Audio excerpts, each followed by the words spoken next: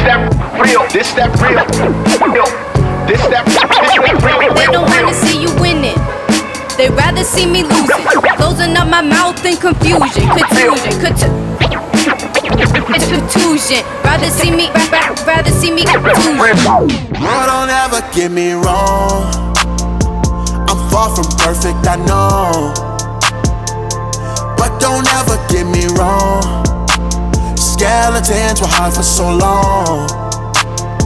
They only fit the shoes.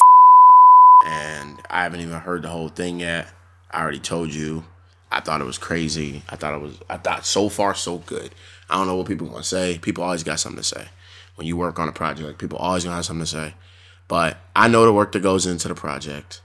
And I know the confidence it takes to get behind something like the intro to that project. Mm-hmm. And I think it's very creative. I think it's very inspiring. And I've only gotten into like 6 songs so far.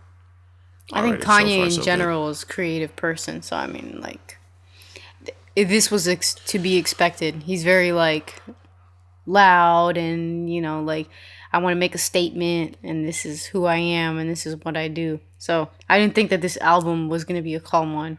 I was pretty much expecting, like, very similar stuff to what he's done in the past. I think it's evolving. I'll say that. And I think it's a great evolution. Speaking even on the topic of our last conversation, great evolution. This guy is sticking. I like it. I see consistency. And it's funny because, you know, we hear so much about how he is so inconsistent or that his mental capacity won't allow him to be stable. And yet his career is going such a straight direction. And I see the growth. I love the growth. We're down to, you know, no cover. You know what I mean? And like it works. All black made back. It feels like it's a different color black almost because of the project that's behind it. So I think it's dope. And I think that's a good segue into just kind of what's been a conversation for the last few days. And, you know, that's not letting people distract you. And if they, you know, because I think it's kind of, I hate to go biblical here in the sense. I don't hate to. I only hate to because people hate to. And I want to respect the way to come at it. But the way I want to come at it is biblically. You know, we think about how the Bible says it's not people that you got beef with. It's basically to summarize it. It's not people. People don't do nothing wrong.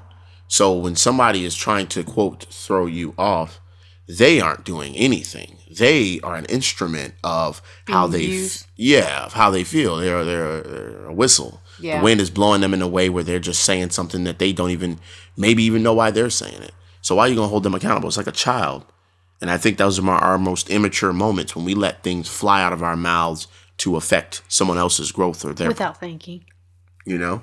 Mm-hmm. We're just being blown as a whistle. So you said you wanted to... That was something that... you know, like we had the situation with the guy.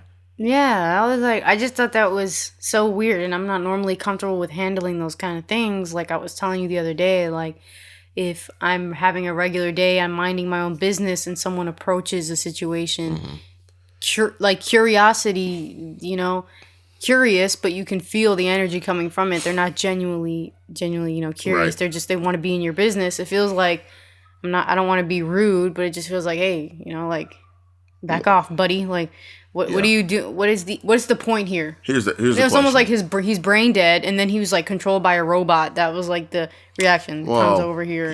I can't see, and this is where I take a step out of the conversation now and say, I don't know what his motives are, but that doesn't instrument what I'm going to. That doesn't lead me in the way that I'm going to respond. No matter why I think someone's doing something, if you come across, you know, a person who is affecting you negatively, their motives usually don't matter to me because there's usually a real hard way to defend being rude to someone else. Like, what's your reason? Well, I didn't know you could have a reason. I thought we just had to not be rude to people we don't know. Yeah. So what reason would validate that? You know, I mean, being so critical on that idea, it's hard for me to even care why you wanted to do it. But I come back and go, all right, so what's my response going to be? And I think taking yourself out of the equation and taking the person out of the equation, it kind of eliminates the like discomfort and fear to even be afraid to say what you want to say. You're saying like, oh, I don't want to be rude. I don't want to be, a douche to you, but you're pissing me off and I don't want to come at you pissed off. Well, why not? Is the response to rude behavior, if you respond rudely to someone being rude, are you being rude or are you just responding in the language they're speaking to you? I don't know. I feel like that can go 50-50. That's kind of weird. I've never thought about that, but it's just one of those things where it's like I don't feel like I don't understand why I get put in those situations or why those things happen like at such random times and when you least expect it and when you don't want it to happen, like so there was that, and then the thing at the bar. When's there gonna be a good time for something bad to happen? Like, it's not. I mean, there's never a good time. Yeah, it's just so.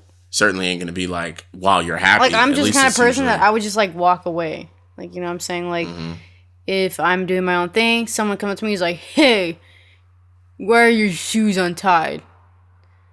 Like I don't feel like I need to say something. I would love to just walk away and be like, "Okay, what? I don't know you. Are you drunk?"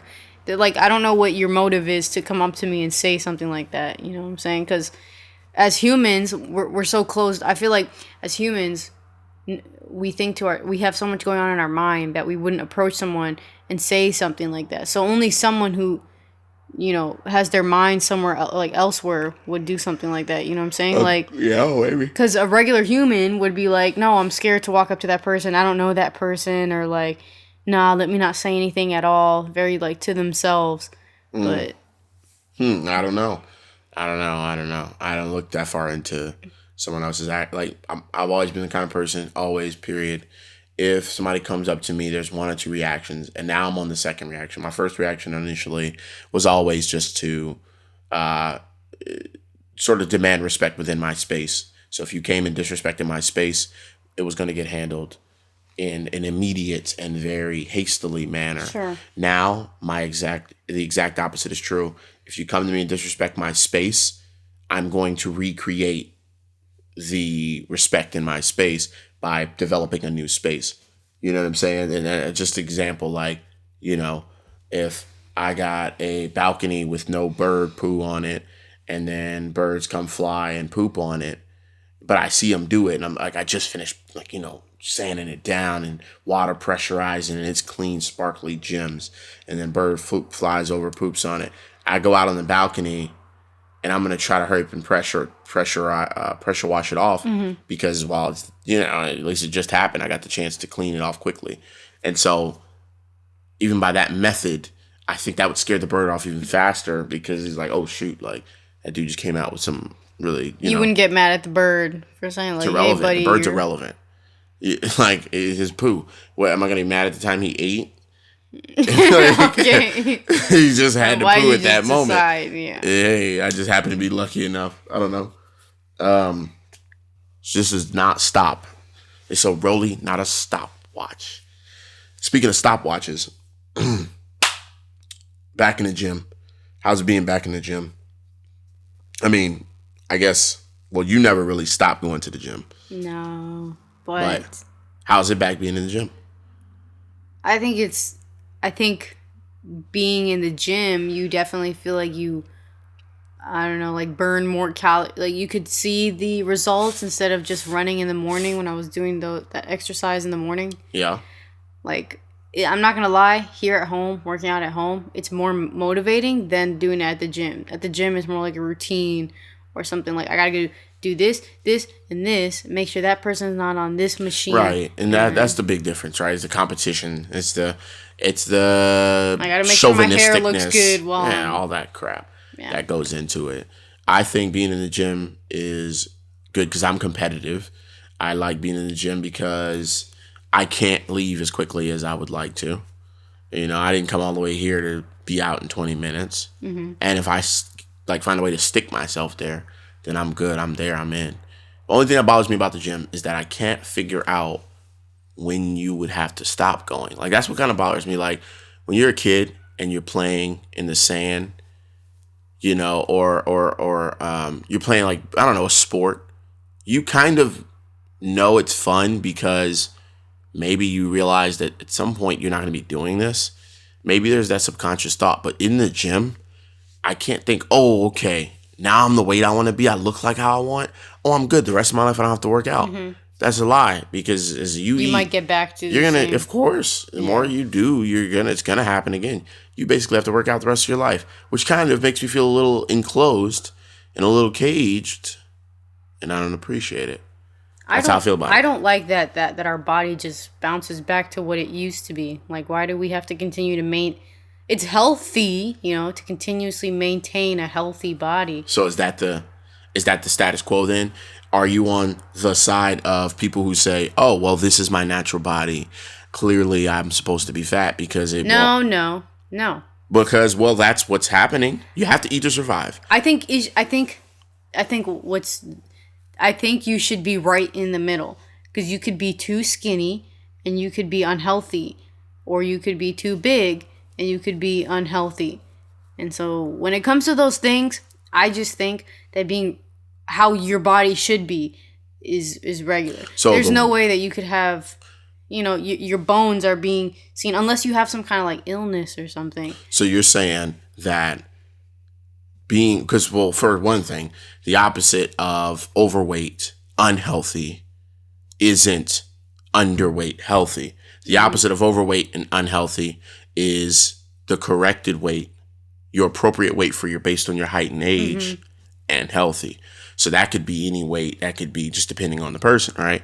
But if we're saying, oh, well, you got to work out forever, if you're working out in the gym and you think to yourself, well, I'm going to have to go to the gym the rest of my life, in comparison to the person who's like, well, I might as well not do anything.